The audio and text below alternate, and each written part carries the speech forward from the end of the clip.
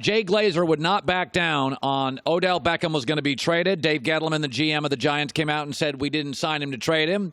And Jay Glazer said he is still on the trading block. They're taking calls. So yesterday, and that's why I stayed on it, I trusted Jay. I made my calls. I talked to OBJ.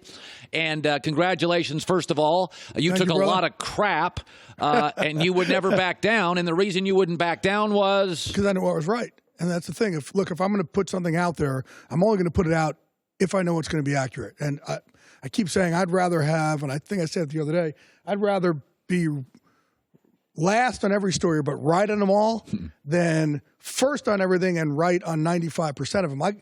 If I say something on Fox NFL Sunday, it better be right. I want people to know that if I say it, as crazy or as outlandish as it may sound, if I say it, you could take it to the bank. I have a responsibility to our show, to our guys, and to the fans out there to make sure I get everything right. So even with this information, this has been going on for a while. I put it out as a prediction, but there was a lot that went on behind the scenes here. Look, during the year, teams called the Giants, try to trade for Odell.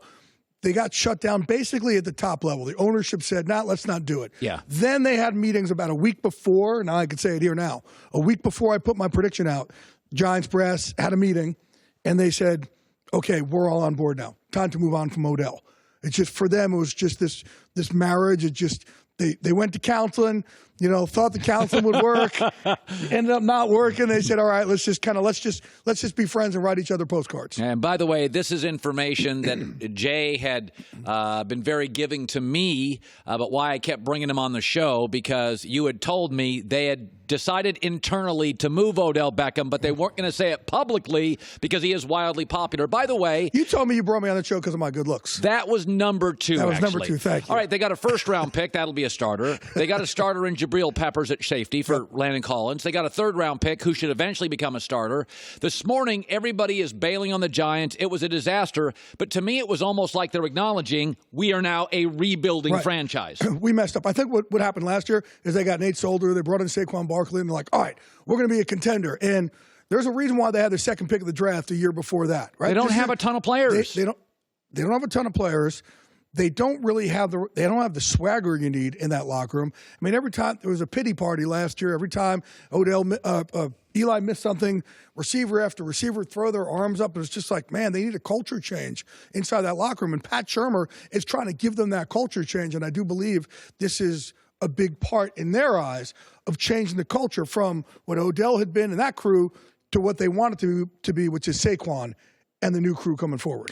Let's talk Le'Veon Bell Jets. Okay, first of all, the Jets had the second worst rated receiving core, the worst rated running back core. They have already upgraded with Crowder from Washington, a clever slot receiver. Le'Veon Bell's a home run hitter out of the backfield. They got a Pro Bowl guard from the Raiders. They've clearly said, and Adam Gase, by the way, is an offensive-minded guy. Le'Veon Bell rolled the dice, and he sat out a year. Do I know that he's happy today?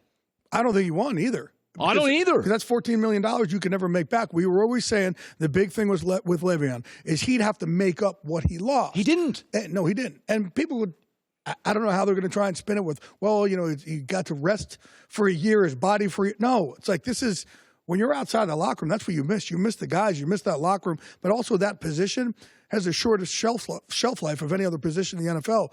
You miss out on 14+, you'll never, ever, ever make that back. And by the way, Jay, there were a lot of rumors with Le'Veon Bell. You never entered that fray. I don't do that, yeah.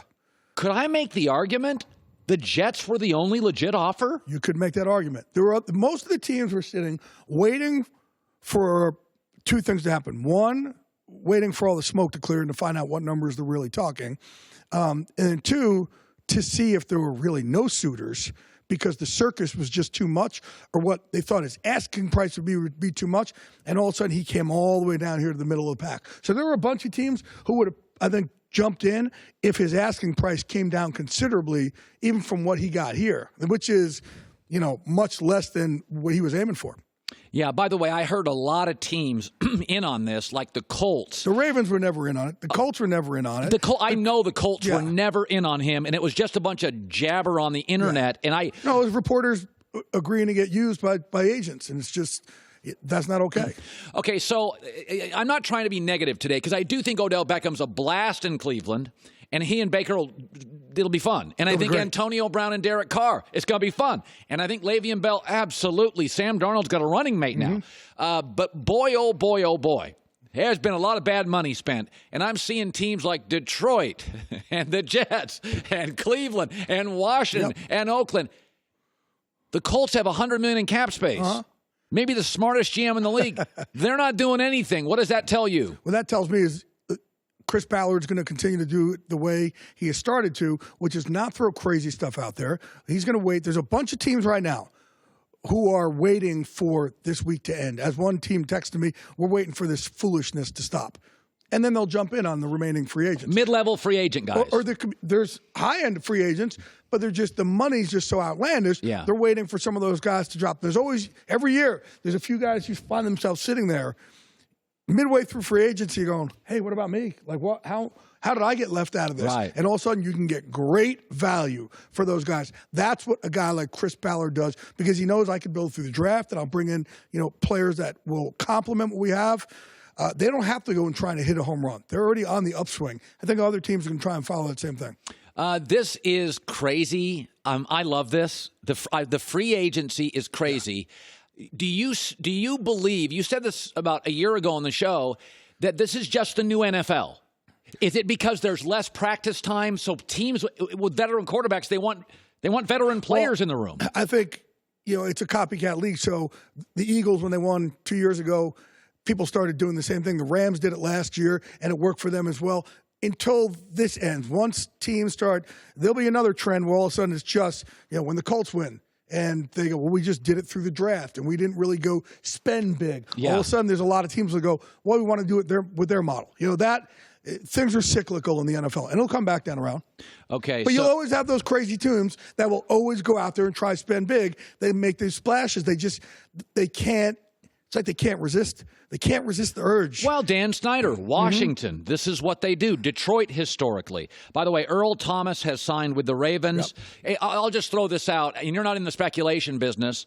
I'm not even sure. I don't have a list in front of me of the best available player. Do you expect anything today to happen? Yeah, there'll be more that's going to go on today. Again, because some teams are going to go, there's that mindset of, oh my gosh, we're missing out on all the fun. We better jump in here.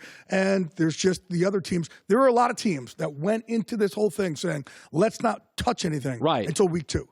Those teams will still just sit there like that. By the way, let me throw this one out. I'll tell you a move I loved. Dee Ford and the Niners. You love that? Well, I think the Colts, I'll just tell you what I believe. I think the Colts gave him a look. He got franchised. It was a little costly. But now San Francisco has their pass rusher, the number 2 pick.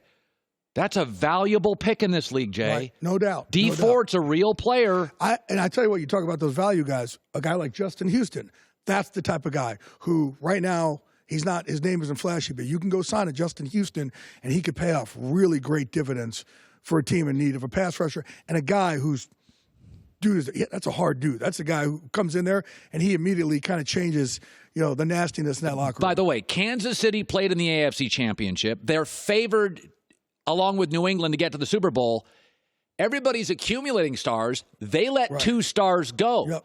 So Kansas City is doing a little New England. They're on the beach. And I keep getting people asking me, well, what's New England doing? They're not doing anything. They don't have to do anything. They just won the whole thing. Yeah. They just got to keep doing New England. That's it. 12 They've draft done this picks. the right way. That's it. That's all you got to do. Yeah. I think it's very interesting. Kansas City let go of players, a winning franchise with a remarkable future with Mahomes and Andy Reid. His name is Jay Glazer, a guy that I totally trust and regularly bring on this show. Buddy, good seeing you. Thank you, brother. Appreciate it, man. You bet. Jay Glazer.